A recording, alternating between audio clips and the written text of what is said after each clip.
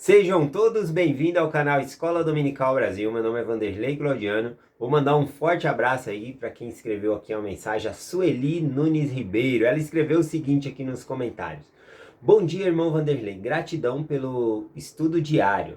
A cada dia eu aprendo com você. E assim vou colocando as gotinhas de azeite na minha lâmpada. Até amanhã. Eu amo esse até amanhã, que é o compromisso de que amanhã nós vamos estar juntos aqui estudando. Gostei muito da analogia que ela usou de estudar diariamente as escrituras, é pegar uma gotinha de azeite todo dia e depositar na nossa lâmpada. É a lâmpada ali esperando a segunda vinda de Cristo, aguardando o seu retorno. Certamente, se nós estudarmos as escrituras todos os dias, como nós estamos fazendo, nós vamos estar preparados para a segunda vinda de Jesus Cristo, tá bom? Muito obrigado, Sueli, pela mensagem. Um forte abraço para você e sua família. E vamos lá para o estudo de hoje.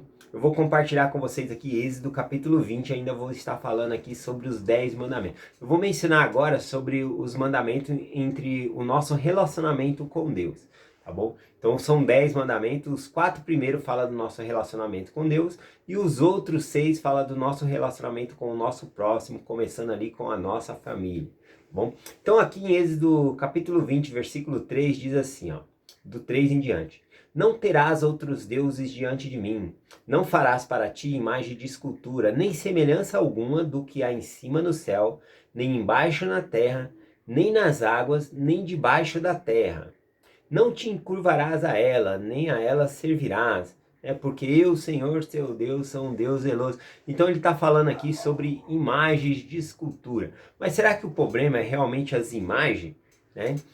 Bom, nós vamos ver mais para frente aqui que quando o Senhor ele vai pedir para Moisés, né, o povo de Israel ali construir o tabernáculo, né, um templo móvel, ele pede ali para fazer uma arca, né, a arca da aliança ali, né, e na tampa ali do propiciatório é feito 2 anjos, né, com as asas ali erguida uma entre si, assim como se estivesse adorando ali na arca. Aliás, a arca da aliança, né, ela representa ali a presença de Deus. Bom, então esses anjos estariam em adoração a Deus, era uma representação. Mas no próprio mandamento aqui, fala de não fazer imagens de escultura, né? Nem do que há na terra, no céu, qualquer lugar. Mais para frente a gente vai ver também o Senhor, ele pede para Moisés fazer uma serpente de metal e levantar no deserto. Aquela serpente vai simboliza Jesus Cristo. Então, o problema em si não é ter a imagem, tá bom? Porque até o Senhor vai pedir para fazer, tá bom? Mas o problema aqui está implícito na adoração. Nós não podemos adorar imagens.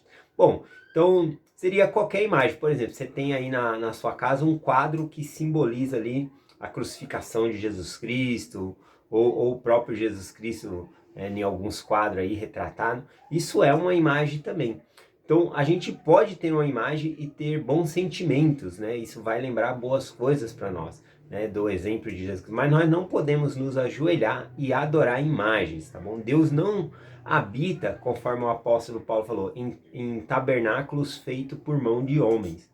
Bom, então não é em esculturas de madeira ou de pedra ou de barro ou pinturas que Deus se manifesta ali.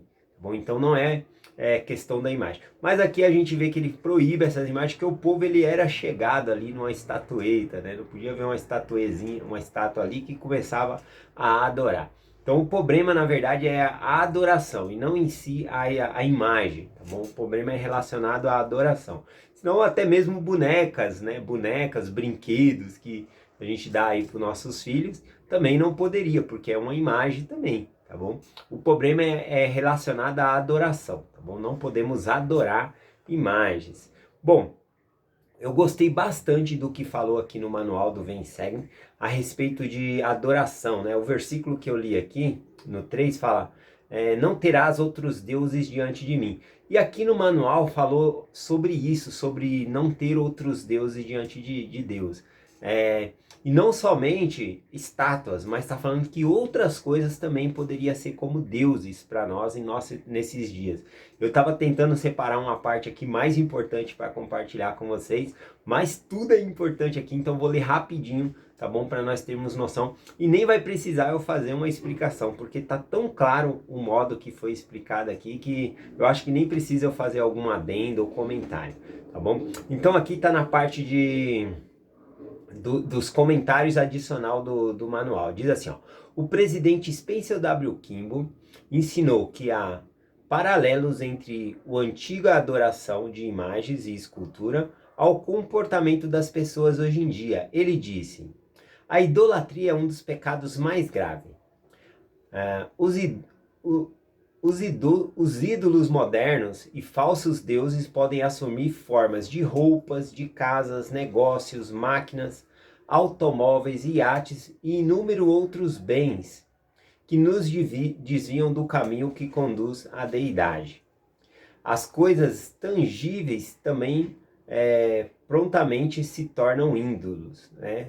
Coisas não tangíveis, né? Que não dá para pegar, né? Ele falou aqui sobre coisas tangíveis como honras, recompensas, títulos acadêmicos também pode se tornar ídolos, né? Então tudo aquilo que desvia você de adorar a Deus, né, e de você querer o reconhecimento para si só, também acaba se tornando um Deus, né? Seria como adorar outros deuses aqui. Ele continua dizendo aqui, ó: muitas pessoas constroem e mobiliam suas casas e compram automóveis primeiro e apenas depois verificam que não têm condições de pagar o dízimo. A quem eles estão adorando? Certamente não é o Senhor do céu e da terra. Muitos adoram as caçadas, né, as pescarias, as férias, os piqueniques no final de semana e etc. Outros também têm outros ídolos, né? Partidas de esportivas, beisebol, futebol, as touradas e o golfe, né? E outras imagens que alguns homens adoram é o poder, né, o prestígio. Esses deuses do poder, da riqueza, da influência exigem muito e são tão reais quanto o bezerro de ouro dos filhos de Israel no deserto. Então esse é um ensinamento aqui do presidente Spencer W. Kimball, falando sobre os deuses na nossa época. Então nós devemos tomar cuidado para não estar adorando outras coisas, né? Deixar de ir à igreja, guardar o mandamento do Senhor e estar assim adorando outros deuses, tá bom? Então aqui fala claramente sobre isso. Outro versículo que eu gostaria de compartilhar fica no versículo 7, né? Diz assim, ó: não tomarás o nome do Senhor teu Deus em vão, porque o Senhor não terá por inocente o que tomar o seu nome em vão. Então vamos lá: não tomarás o nome do Senhor teu Deus em vão. Nós sabemos que o nome do Senhor é sagrado e que nós não podemos usar ele de maneira descuidada, tá bom? Isso é verdade. Esse mandamento fala sobre isso, tá bom? Sobre não falar o nome do Senhor em vão também. Tá implícito nisso. Mas se nós formos ler letra por letra o que está escrito aqui, não está escrito não falarás o nome do Senhor teu Deus, tá bom? Aqui está falando, não tomarás o nome do Senhor teu Deus em vão. O que seria esse então tomar? Né? Quando nós somos batizados, nós estamos tomando sobre nós o nome de Cristo. O que seria então tomar o nome de Cristo em vão? É assumir esses compromissos de guardar os mandamentos e não guardar os mandamentos. Não se esforçar para guardar os mandamentos. Bom, inclusive eu separei até algumas frases aqui em relação a isso, né? Por exemplo, quando nós tomamos o sacramento, toda a semana que nós tomamos o sacramento, né? No sacramento é dito, né? Que desejam tomar sobre si o nome de teu filho e recordá-lo sempre. Então, também nós estamos tomando o nome, né, de Deus, de Cristo sobre nós, quando nós somos batizados, toda vez que nós tomamos o sacramento, nós estamos tomando o nome de Cristo. Então não precisa ser necessariamente falar o nome do Senhor em vão. Claro que não podemos, né? O nome de Deus é sagrado, né? Então não deve ser usado de maneira descuidada, como algumas pessoas chutou uma pedra ali, ai meu Deus, ou na conversa, toda hora a pessoa clama o nome ali, mas por hábito, e não em oração, ou clamando, ou querendo ensinar alguém. Bom, então isso é errado. Mas aqui, essa parte de tomar o nome do Senhor em vão, está falando sobre realmente ter esse compromisso com Deus, tomar o nome de Deus sobre si. Eu gosto dessa parte. E um dos compromissos que nós fazemos, como tomamos o nome de Deus sobre nós, é santificar o dia do Senhor, que também é em relação aqui a adorar a Deus, né? Guardar o dia do Senhor. Então, só para finalizar aqui, essa parte que tomar o nome do Senhor em vão, eu separei alguns versículos bem interessantes aqui, ó. Números 6, versículo 27. Assim porão o meu nome sobre os filhos de Israel, e eu os abençoarei. Então, fala aqui, vai pôr o nome do Senhor sobre os filhos de Israel. Eu achei muito interessante isso, porque quando nós nos tornamos testemunhas de Jesus Cristo, né, nós tomamos sobre nós o nome de Deus, o nosso nome muda, né? A gente passa a ter também um nome substantivo, como cristão, como santos, né? Olha só o que diz as escrituras aqui, ó. Atos 11, versículo 26. E sucedeu que por todo um ano se congregaram naquela igreja e ensinaram muita gente. E Antioquia era a cidade, foram os discípulos pela primeira vez chamados cristãos. Então, primeira vez no Novo Testamento em que os membros da igreja foram chamados de cristão foi ali em Antioquia, né? Fica em Atos 11, versículo 26. Então, dá para ver que os discípulos de Cristo tomavam o nome de Cristo sobre si e eram chamados de cristão. Aqui foi a primeira vez que chamaram assim. Só me chamou a atenção sobre isso porque o próprio Velho Testamento fala que os filhos de Israel teriam o nome do Senhor sobre eles. Então, quando nós somos cristãos, nós estamos levando o nome de Cristo sobre nós. Eu achei interessante isso. Outra parte aqui que eu gosto bastante é que fala também que os membros da igreja de Cristo, né, na época de Jesus Cristo, ele instituiu a igreja. Tinha outras denominações, outras igrejas na época de Cristo também, tá bom? E Cristo, ele não repudiava essas igrejas, né? Uma vez até João veio falar, né? Nós proibimos alguém porque estava expulsando demônios em seu nome. Ele falou, não proibis, porque não há quem faça milagre em meu nome, que logo vai falar mal de mim. Então ele não proibiu, né? Mas porém ele instituiu a própria igreja dele no Novo Testamento. A gente vê isso ali e os apóstolos dão continuidade a essa igreja. E olha só como os membros da igreja eles eram chamados, né? Eu peguei aqui em Atos capítulo 9 alguns versículos falando sobre como os membros da igreja, né, aqueles que são discípulos, quando nós nos batizamos, nós nos tornamos discípulos de Jesus Cristo, né? Nós tomamos sobre nós o seu nome. E eu achei interessante o nome que era dado ali, tá bom, a eles, né? Então vou ler alguns versículos aqui em Atos 9, diz assim, ó.